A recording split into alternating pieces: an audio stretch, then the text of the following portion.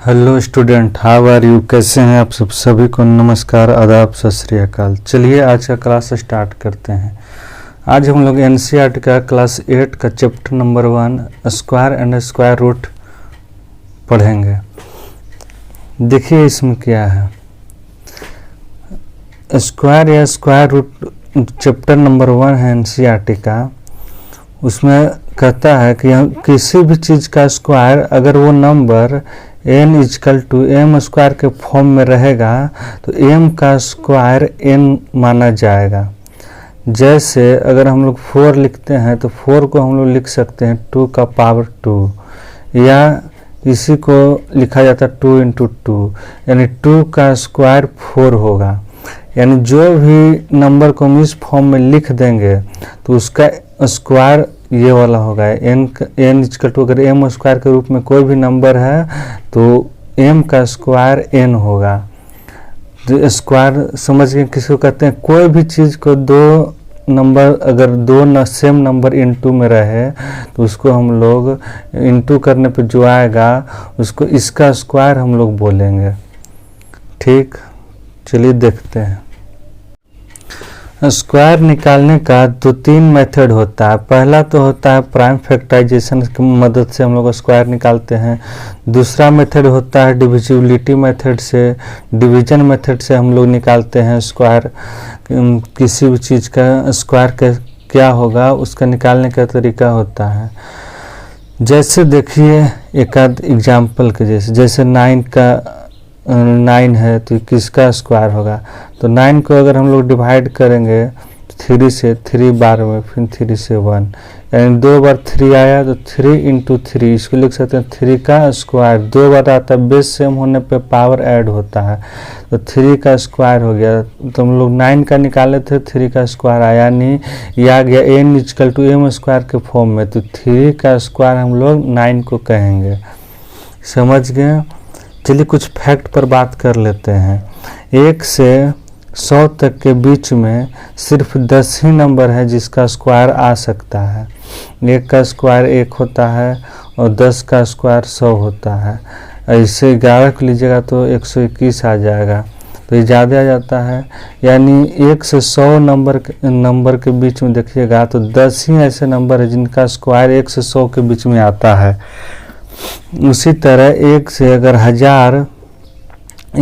10,000 के बीच का नंबर लीजिएगा तो इसमें जो स्क्वायर बनेंगे वो बनते हैं 100 नंबर का।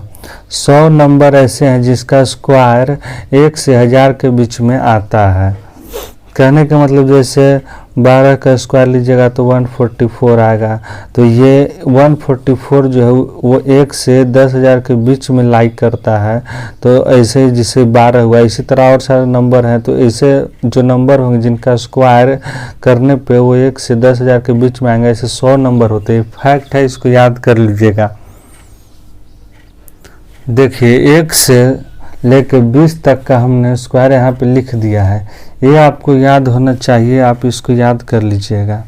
1 से 20 तक का स्क्वायर। इसमें कुछ फैक्ट पे हम लोग बात करेंगे, उस पर ध्यान दीजिएगा। आप सभी को 1 से 20 तक मिनिमम स्क्वायर याद होने चाहिए, जो कि हमने यहाँ पे लिख दिया है। यहाँ पे देखिए कुछ फैक्ट है जिस पर बात करते हैं। इसमें कहा गया है कि कोई भी ऐसा जो भी नंबर का आप स्क्वायर निकालिएगा तो उसका स्क्वायर निकालिएगा तो उसका जो लास्ट डिजिट होगा वो 2, 3, 7 और 8 ये नहीं होगा। किसी भी नंबर का आप स्क्वायर निकालिएगा, जैसे 7 का स्क्वायर है 49, 49, तो इसका लास्ट डिजिट 9 है। तो इसी तरह कर किसी भी नंबर का स्क्वायर आप निकालिएगा तो उसका लास्ट डिजिट 2, 3, 7, 8 नहीं होगा। यानी अगर किसी भी नंबर का आप स्क्वायर निकालिएगा तो उसका जो लास्ट डिजिट होगा वो या तो 0, 1, 4, 5, 6, 9 यही होगा। आप इसमें देख सकते हैं कि किसी भी, जैसे देख लेते हैं 17 का स्क्वायर निकाले हैं तो 289 आया, तो इसका लास्ट डिजिट 9 है। तो ये 9 है, यानी कोई भी नंबर का स्क्वायर निकालिएगा तो उसका लास्ट डिजिट जो होगा वो इसी 6 नंबर में से कोई एक होगा। अगर ये 6 नंबर में से वो नहीं है लास्ट डिजिट, यानी वो स्क्वायर नहीं है किसी भी चीज़ का। तो ये तो पहचानने का बहुत ही आसान तरीका होगा कि कौन सा स्क्वायर है कौन सा स्क्वायर नहीं है। तो चलिए कुछ इस पर फैक्ट हम लोग देखते हैं। जैसे कि अगर कहा जाएगा कि जैसे हम लोग को दे दीजिए कोई भी नंबर, कहा जाए कि इसका स्क्वायर कितना होता है, तो कोई भी डिजिट जिसका लास्ट डिजिट कोई भी डिजिट रहेगा, जैसे 81 है तो इसका स्क्वायर पूछेगा तो हम लोग को नहीं पता, लेकिन पता करने का एक तरीका कि लास्ट में 1 है, यानी 1 लास्ट डिजिट अगर आएगा तो उसका स्क्वायर करने पे उसका लास्ट डिजिट 1 कोई एक होगा। उसी तरह एक और फैक्ट है कि अगर 0 होगा, अगर लास्ट डिजिट में 0 होगा उसका अगर हम लोग स्क्वायर करेंगे तो जितना भी 0 होगा उसका डबल हो जाएगा उसका स्क्वायर में 0। समझे? ये तो दूसरा फैक्ट हो गया। और तीसरा फैक्ट पे देखिए बात करते हैं। ये कह रहा है कि कोई भी नंबर स्क्वायर है या नहीं, इसका पता करने का तरीका है कि आप उसको 3 से डिवाइड कर दीजिए। 3 से जब डिवाइड कीजिएगा तो उसका जो रिमाइंडर है वो 0 या 1 ही बचेगा, इसके अलावा कुछ भी रिमाइंडर नहीं बचेगा। इसके अलावा कुछ भी रिमाइंडर बचा यानी वो नंबर किसी भी नंबर का स्क्वायर नहीं हो सकता है। समझे? तो ये तो चेक करने का तरीका हो गया कि कौन सा नंबर स्क्वायर है और कौन सा नहीं है। वही कहता है कि अगर कोई नंबर इवन है तो उसका हम लोग स्क्वायर करेंगे तो इवन ही आएगा, अगर कोई नंबर ऑड है तो उसका स्क्वायर करने पे ऑड ही आएगा। जैसे देखिए 8 है, 8 इवन, इसका स्क्वायर करने पे 64 आया, ये भी इवन है। 9 ऑड है, इसका स्क्वायर करने पे 81 आया, तो ये भी ऑड है। उसी तरह करने का मतलब है कि इवन का अगर स्क्वायर कीजिएगा तो जो भी नंबर आएगा वो इवन ही होगा। उसी तरह ऑड का स्क्वायर कीजिएगा तो जो भी नंबर आएगा वो ऑड ही होगा। तो ये तो स्क्वायर का पहचानने का तरीका हो गया। ऑब्जेक्टिव में अगर आएगा एग्जाम में तो दे दिया जाएगा 4 ऑप्शन, बताएगा कि बताइए इसमें से कौन सा स्क्वायर है। तो आपको पता करना होगा तो इसी मेथड से होगा कि उसका लास्ट डिजिट 0, 1, 4, 5, 6, 9 होना चाहिए, या और उससे भी आसान तरीका हो जाता है कि 3 से डिवाइड करके देख लीजिए 1 या 0 रिमाइंडर आना चाहिए, तो यह स्क्वायर यानी वो किसी न किसी नंबर का स्क्वायर होगा।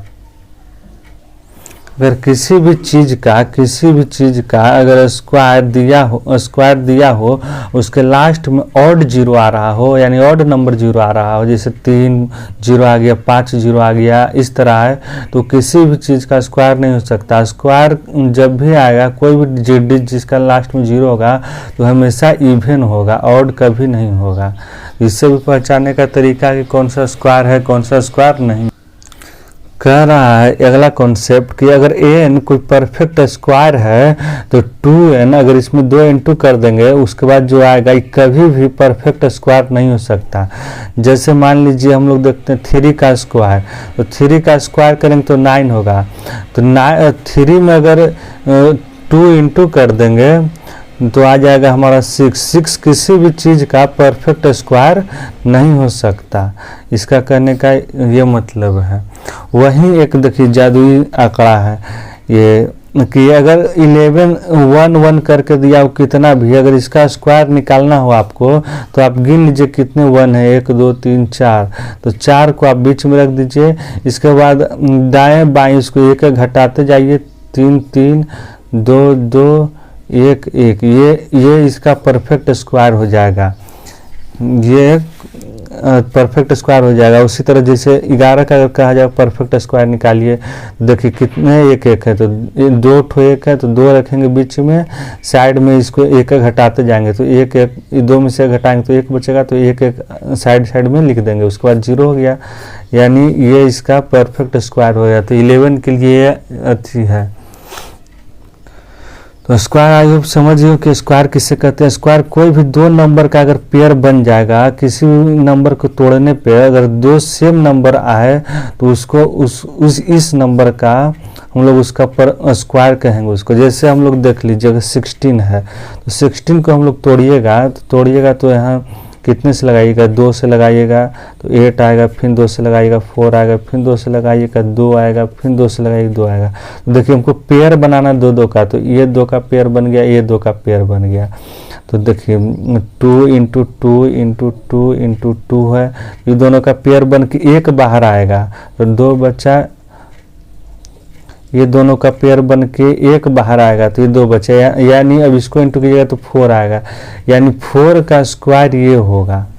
समझ गए? तो इसी तरह स्क्वायर है। अगला वीडियो में हम लोग इसका एक्सरसाइज करेंगे, एक्सरसाइज 1.1 करेंगे। तब तक के लिए धन्यवाद, मिलते हैं नेक्स्ट वीडियो में।